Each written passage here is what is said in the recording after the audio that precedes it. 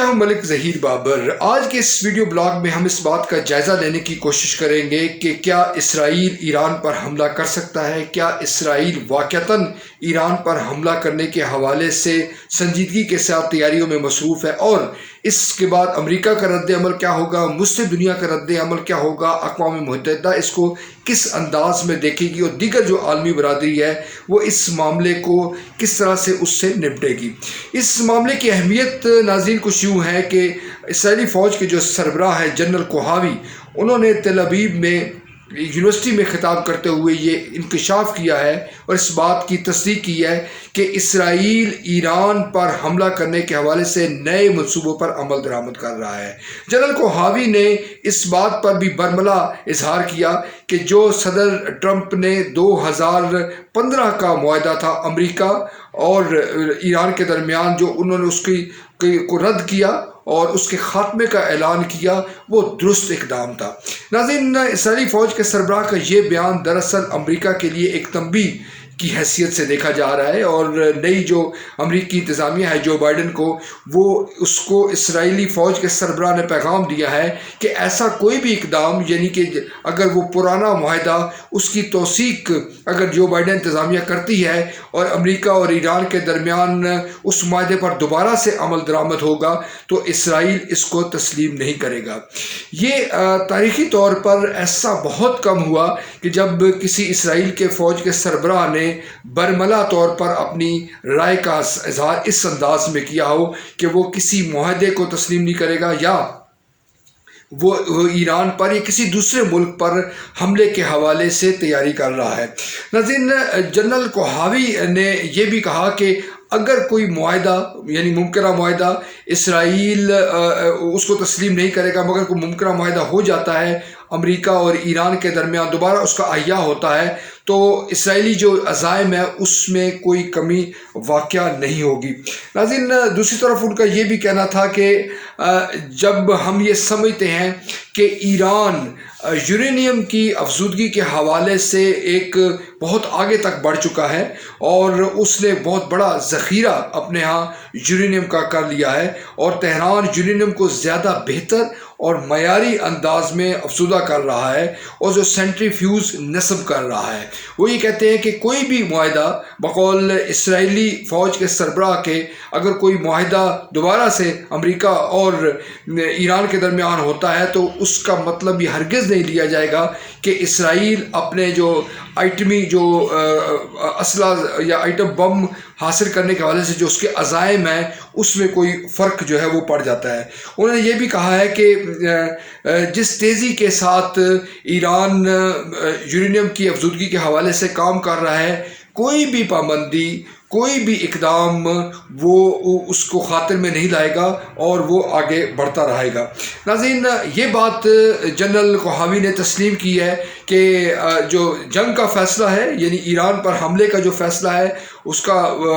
وہ تمام جو ڈیسیژن میکنگ پاور ہے اس سیاسی قیادت کی ہے، مگر وہ اپنی جو تیاری ہے اس حوالے سے کسی طور پر پیچھے نہیں ہٹیں گے۔ یہ تمام جو عمل ہے، یہ تمام جو منظر کشی نئی جو ڈیولپمنٹ ہوئی ہے، وہ ان خبروں کے درپردہ ہو رہی ہے جس میں یہ تسلیم کیا جا رہا ہے کہ اسرائیل کے مسلم اہم ممالک کے ساتھ بڑی تیزی کے ساتھ روابط فروغ پذیر ہیں، اور اسرائیل آف دی ریکارڈ اور آن دی ریکارڈ مسلم دنیا کے لوگوں کے ساتھ رابطے رکھے ہوئے ہیں۔ اسرائیل کی جو پذیرائی ہے مسلم دنیا میں، اس کی جو بڑی وجہ ہے وہ ایران کے حوالے سے مسلمان دنیا میں بیشتر مسلم ممالک میں شکوک و شبہات کا ہونا ہے۔ بہت حکمت عملی کے ساتھ اسرائیلی لابی نے مسلم دنیا میں تقسیم پیدا کی ہے اور اپنے لیے جگہ بنائی ہے۔ آپ کے علم میں ہے کہ جس انداز میں ایران کے حال ہی میں ایران کے حوالے سے جو سعودی عرب کے خدشات ہیں وہ بھی ظاہر ہوئے ہیں، اور اسرائیل کے جو وزیر اعظم نے سعودی عرب کا دورہ کیا ہے، اور دونوں ملکوں کے درمیان جو روابط ہے وہ بڑی تیزی کے ساتھ فروغ پذیر ہیں۔ اگرچہ امریکہ جو ہے اس میں پشت پناہی کر رہا ہے، اور اسرائیل اور سعودی عرب کے جو تعلقات ہیں ان میں جو سفارتی سطح پر جو تعلقات نہیں آگے بڑھ رہے، مگر یہ خیال کیا جا رہا ہے کہ دراصل عرب ملکوں میں جو اسرائیل کی پذیرائی ہے اس کے در پردہ سعودی عرب کی بھرپور حمایت حاصل ہے۔ اب بھی سوال یہ ہے کہ کیا ایران پر اسرائیل حملہ کر دیتا ہے یا ایک الفاظ کی جنگ ہے اور ایران کو دبانے کی یہ کوشش کی جا رہی ہے۔ مختلف حوالے سے جو خبریں سامنے آ رہی ہیں وہ اس بات کی توثیق کر رہی ہیں کہ ایران بھرپور طور پر صورتحال پر نگاہ رکھے ہوئے ہے، ایران پوری تیاری کر رہا ہے اور ایران اس امکان کو مسترد نہیں کر رہا کہ کل اسرائیل اس پر حملہ کر دے۔ شاید یہی وجہ ہے کہ حال ہی میں ایران نے اپنی فوجی مشقوں میں اضافہ کر دیا ہے۔ خلیج عمان میں رواں ماہ انہیں بحری مشق کی ہے تہران نے اور کروز میزائل فائر کیا ہے اور اپنے جو دیگر میزائل ہیں، جو دیگر اکوپمنٹ ہے وہ بھی ایران اس کو استعمال کر رہا ہے، اس کی مشق جاری رکھے ہوئے ہے۔ ناظرین، ایک اور سوال یہاں بڑی اہمیت کا حامل ہے کہ اگر ہم یہ تصور کر لیں اور یہ تسلیم کر لیں کہ ایران پر اسرائیل حملہ کر دیتا ہے، فضائی حملہ ہوتا ہے، میزائل حملہ ہوتا ہے یا اس کی نوعیت کچھ بھی ہو، تو دنیا کا رد عمل کیا ہوگا؟ عالم اسلام جس کو ہم کہتے ہیں، مسلم دنیا، اس کا رد عمل کیا ہوگا؟ بظاہر اس بات میں کوئی شک و شبے کی گنجائش نہیں ہے کہ اگر ایران پر حملہ ہوتا ہے اسرائیل کی جانب سے تو کسی طور پر مسلم دنیا ایران کے ساتھ کھڑی نہیں ہوگی، بلکہ ایران کو یہ جنگ خود ہی لڑنی پڑے گی۔ سعودی عرب کی جو مخالفت ہے ایران کے ساتھ وہ کسی کے ساتھ ڈھکی چھپی نہیں ہے، اور دیگر جو عرب ممالک ہیں وہ بھی ایران کے ساتھ، تہران کے ساتھ مخاصمت رکھتے ہیں اور اس کو مسائل کا ذمہ دار گرداتے ہیں۔ یہ بات یقین سے کہی جا سکتی ہے کہ جو امریکہ اور اسرائیل مشترکہ طور پر انہوں نے یہ ایک حکمت عملی اختیار کی اور اس حکمت عملی کے نتیجے میں ایران کو مسلمان ملکوں میں آئسولیٹ کیا گیا۔ اب جب قطر ایک ایران کا بڑا حمایتی ملک تھا، اس کے ساتھ بھی سعودی عرب کے جو تعلقات ہیں وہ بہتر ہوئے ہیں، اور جو قطر کے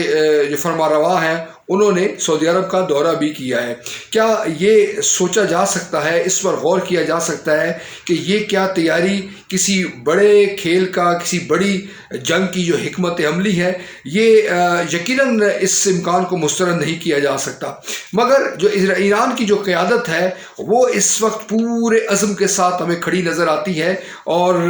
آثار یہی ہیں کہ اگر اسرائیل حملہ کرتا ہے تو ایران اس کا بھرپور جواب دے گا، اور جو دنیا کے جو مختلف ممالک ہیں جس میں یہ کہا جا رہا ہے کہ ایران کا اثر رسوخ ہے، وہاں پر بھی کوئی اسرائیل کو جواب دیا جا سکتا ہے۔ یہ تمام جو صورتحال ہے یہ اسرائیل کے مد نظر ہے، لہٰذا قوی امکان ہے کہ کوشش یہ کی جائے گی کہ ایران کو دبایا جائے، سفارتی انداز میں ایران پر دباؤ بڑھایا جائے، اور جو ٹول ہے وہ امریکہ ہو۔ یہ سوال بھی یہاں پر اہمیت کا حامل ہے کہ کیا جو واشنگٹن ہے وہ تل ابیب کے اس قدر زیر اثر ہے کہ وہ اس کو کنٹرول کر رہا ہے، یا پھر واشنگٹن اور یہ تل ابیب کا یہ کھیل ہے کہ وہ ایک دوسرے کو کور کر رہے ہیں۔ اس امکان کو رد نہیں کیا جا سکتا کہ خود امریکہ کی اشیرآباد حاصل ہو اسرائیل کو کہ اسرائیلی فوج کے سربراہ یہ بیان جاری کریں کہ وہ نئے منصوبے بنا رہے ہیں ایران پر حملہ کرنے کے حوالے سے۔ عالمی سیاست پیچیدہ ہے، اور جس قدر آسان ہمیں نظر آتی ہیں، جو بیانات ہمیں نظر آتے ہیں، اس کے در پردہ کئی عوامل کار فرما ہوا کرتے ہیں، اور اس میں بڑا سوچ سمجھ کے الفاظ کا چناؤ کیا جاتا ہے۔ جو بائیڈن انتظامیہ آ گئی ہے، یہ ایک بڑا چیلنج ہے جو بائیڈن کے لیے کہ وہ اسرائیل کو کس انداز میں کنٹرول کرتا ہے، اور تہران کے ساتھ جو معاہدے کا احیاء ہے جو ٹرمپ نے جس کو ختم کر دیا تھا،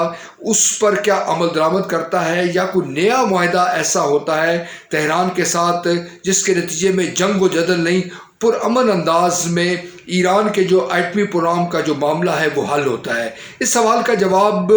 دینا آسان نہیں ہے، مگر قوی امکان یہی ہے کہ معاملہ جو بھی ہو، جو بھی اس کے نتیجے میں نتائج ظاہر ہوں، امریکہ اور اسرائیل کے جو مفادات ہیں اس کا تحفظ کیا جائے گا، مسلم دنیا اور ایران کے جو مفادات ہیں ان کو سبوتاژ کیا جائے گا، ان کو نظر انداز کیا جائے گا، اور ان کا خاتمہ کرنے کی کوشش بھی خارج از امکان نہیں۔